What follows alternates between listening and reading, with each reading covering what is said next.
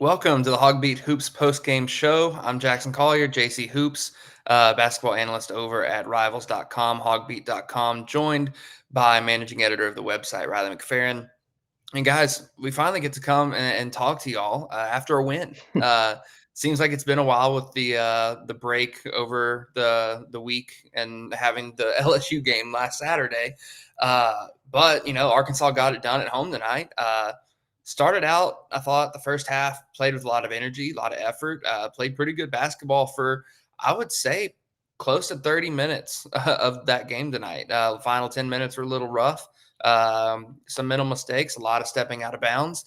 But what's important is walked away with the win, and that's really what matters. Yeah, completely agree. That first half, the Hogs looked pretty, and really for most of the game, maybe towards the end, it kind of started to get away a little bit. My thought process was that the Hogs looked the most maybe consistent throughout the entire 40 minutes. Not too many, highs, not too many lows, just pretty consistent, which I thought was a good thing. You don't want to. They didn't have a big. They weren't getting blown out by 20 plus points or anything. There was never a moment in this game where I felt like I wanted to turn off the TV. And, there have been a few of those in some SEC blowouts this season. One stat that does stand out to me, and this is according to Hog Stats on Twitter, Arkansas is 3-0 in the SEC this season when scoring 34 plus points in the first half, and 0-7 when scoring less than 34. So they hit that marker tonight. They came out with the win. The second half, wasn't easy. Georgia is a team that, they're coming off an 0-4, I think it's 0-4 streak. And that's a team coached by Mike White that, maybe has the possibility of being in the hunt for the NCAA tournament if they can win some games. Tonight didn't go their way. They fought hard. Arkansas came out with the win. Now it's about, can they find some kind of momentum? Yeah, no, absolutely. And it's funny you bring up that stat about the 34 points in the first half, because it really is all about how you start. Like I think that's something any college coach will tell you, any high school coach will tell you, regardless of sport. Like starting fast, starting strong is a huge determining factor into how you're going to play. We saw it against LSU. We've seen it multiple times this season where Arkansas gets behind early, whether it's double digits or whatever. It just takes so much to claw back from behind than it is to, keep it close or even take a lead early like they had today. Expanded the lead early in the second half at 12 points too. So, I think those are promising signs. Now, one thing that a lot of people might be wondering is like, okay, well, now they're 12-11, they're 3-7 in conference. Now what? Like, what is there to play for at this point?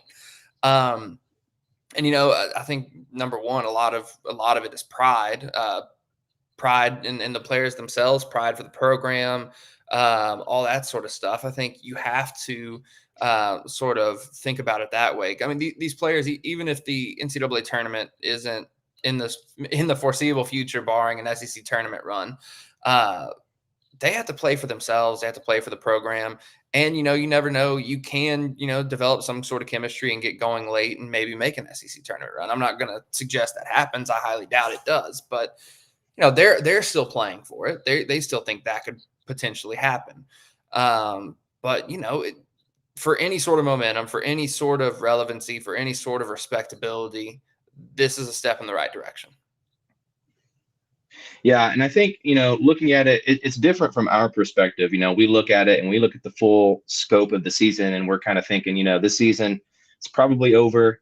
Not a lot to play for other than pride, like you mentioned. But, from the Arkansas perspective, they're probably thinking, let's win some games, get on a run here, kind of enter the SEC tournament with some momentum, playing better as a team. And I mean, shoot, man, you never know. Make a run. I mean, Arkansas teams under Musselman are known for making a run when it comes to tournament play. So why not do it in the SEC tournament? I mean, if you look at it from the perspective of the preseason, this team has the talent to win, a stretch of games. Now, can they do it? Can they come together as a team when it matters most? Who knows? We haven't really seen that yet this year. But, you can't completely discount it. Whenever your head coach is Eric Musselman. I do want to say one thing that really helped Arkansas today. Another stat, according to Hawk Stats on Twitter, Arkansas's 44 bench points versus Georgia were its second most in an SEC game over the past 5 seasons. That's from 2018, 2019 to 2023, 24. That's incredibly impressive to me. I feel like, I think Keon Mennefield came off the bench today. He looked really good. Just really good bench play all the way around. Really good guard play in general, Jackson. Yeah, outside of stepping out of bounds, they really did have some really good guard play. I don't know what was up with that in the Yeah. second half, especially trying to drive baseline and a couple of times on the sideline. But no, for real, they really did have very strong guard play. I was really impressed with L. Ellis in particular. He's a guy who he's recorded some DNPs and did not place. He's had inconsistent minutes all season. He struggled at times when he did get opportunities. And, he came in today and made the most of his opportunity, played a ton of minutes, played almost the whole game, 15 points, 5 rebounds, 3 assists, only 1 turnover, 50% from the 3-point line. So, I mean, he really did everything well. 3 steals. I don't know if I mentioned that, but he added in 3 steals as well. Mm-hmm. So really a complete game from L. Ellis. Minifield played well as well. We already touched on him, and obviously Tremont Mark doing Tremont Mark things, being efficient, rebounding, scoring, all that sort of stuff. So those 3 guys kind of led the way in the backcourt, and I thought, it was another game where Jalen Graham and Mekhi Mitchell both showed out. Jalen Graham, I don't think he played all that much in the second half, if at all. But Mekhi Mitchell played a lot in the second half, and he played really well in the second half. I think he had 10 points in the second half, scored a lot, didn't rebound as much in the second half. But, I think Georgia was hitting more shots, and the guards were rebounding really well for Arkansas at that point too. So I just all around really good performance, but really, really highlighted by good guard play. Yeah, and kind of talking about Jalen Graham, he only played a little over 14 minutes tonight. He had 11 points in that time, so pretty efficient there. And he looked like his normal self. We all know how he can perform in the paint once he gets in there. Another player, speaking of guard play, Devo Davis finally made his return from I believe 3-game hiatus. Played a touch over 34 minutes and 34 seconds. Didn't really do a ton in that time. He only had 4 points. 4 rebounds, which, you'll always take, but, I don't expect a ton from Devo coming back. Even before he left the team, it wasn't like he was dropping 20 points a game or anything. You just kind of hope that he can come back, knock off some rust, kind of, play his role, and just help the team get some more consistency. That's really the big thing, is about being consistent at this point. You don't want to have back-to-back losses where, you lose by 20 plus points. I know Arkansas went on the road, beat Missouri, and then you're kind of thinking, okay, maybe, even though that Missouri team was really bad, maybe you're thinking, maybe Arkansas can go on a run. Well, then they travel to LSU and lose by 21 points, and it wasn't even really that close. So, we're just at the point of the season kind of talking about, what can Arkansas play for? It's about becoming consistent, trying to find a path. And, maybe tonight was the start of that. And so, I think there are a lot of things that you can look at from this game and think, take some positivities away. Overall, offense was still not amazing. They scored 78. You're going to take that, especially compared to some previous offensive performances in SEC play. Defense was solid. The second half in particular wasn't great. The first half defensively was pretty solid. I mean, they held Georgia to 29 points. But yeah, I mean, overall, just a solid matchup, a building block, which it's kind of weird to say you have a building block game this late in the year, but you never know. You could have a late season turnaround, Jackson. Yeah, and I was impressed really from beginning to end with the effort. I thought they played really hard, which you shouldn't have to praise effort for Division I college basketball, but this is a team who has struggled doing that this season. So I feel like I should mention it. Like they did play hard for 40 minutes, and I think that made a lot of the difference. The offense looked really well. I think they finished the game with 1.2 points per possession, which is pretty strong. And outside of their inability to consistently attack a zone, I thought they actually played pretty well offensively. They really did a good job. And this was one of my keys to the game, was getting out in transition. They scored 19 fast break points today. And there were different times where they were getting out and running in transition a lot. On top of that, they shot 26 free throws. Didn't shoot well from the free throw line tonight, but got to the line a lot. Were 17 for 26. But I thought the defense was a lot better. They held Georgia to whatever it was, like in the first half.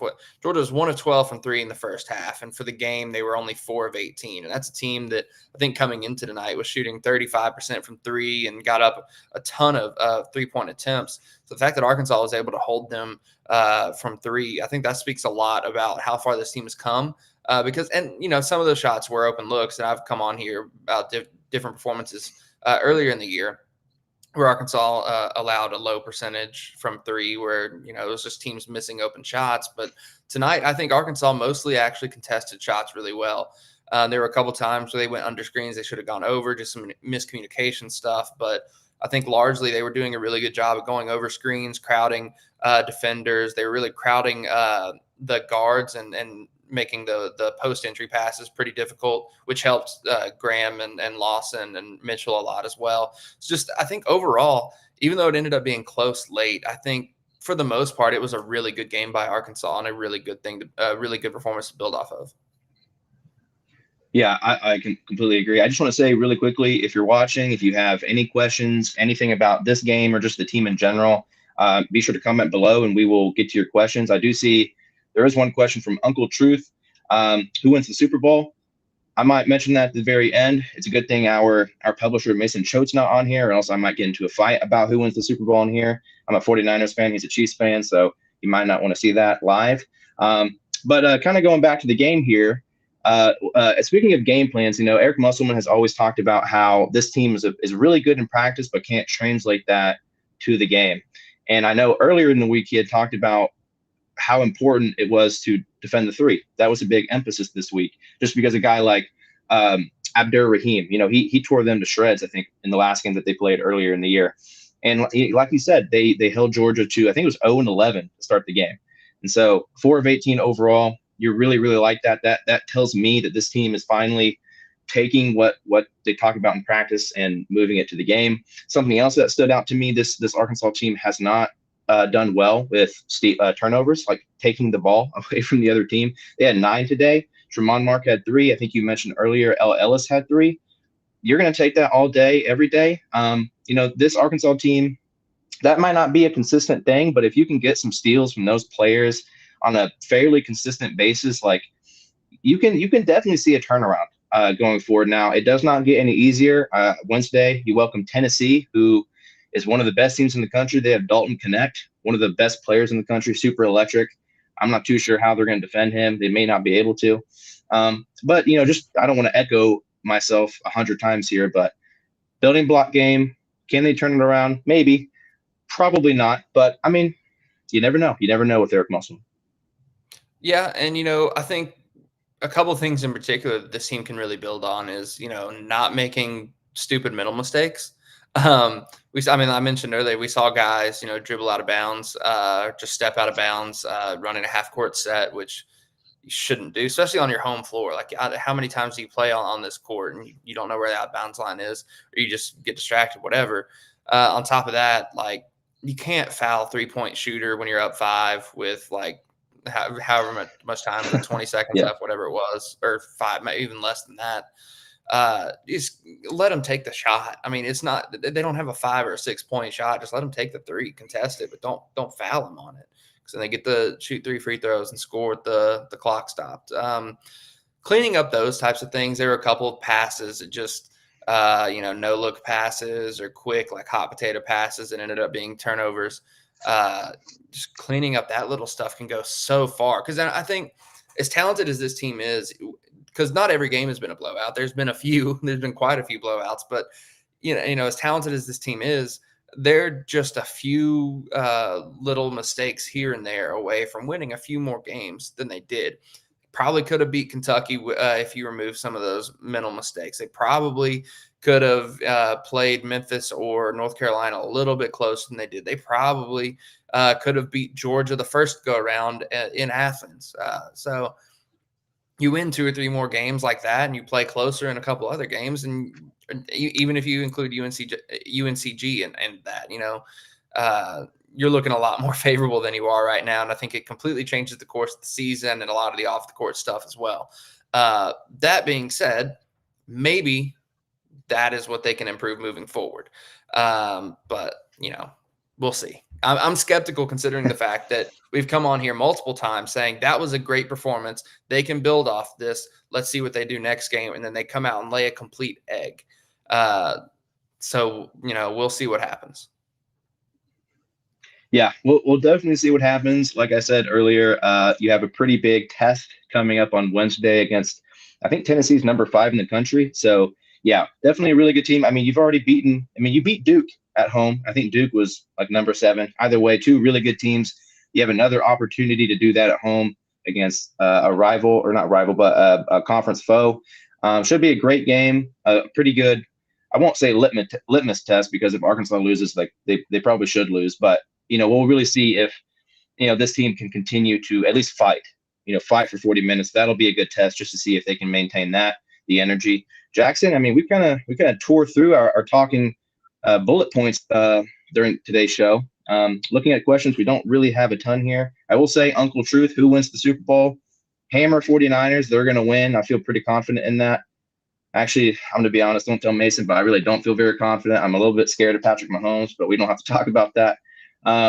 So yeah, I mean, we'll find out tomorrow night, but yeah, I mean, Jackson, I don't know if you don't have anything else to touch on, then No, I say don't. I don't really we have call it a night. anything else. One comment I wanted to make though is I will be interested to see what the crowd will look like against Tennessee, Hmm. considering it is a midweek game, um, and this was a Saturday game, and the crowd did not look all that great.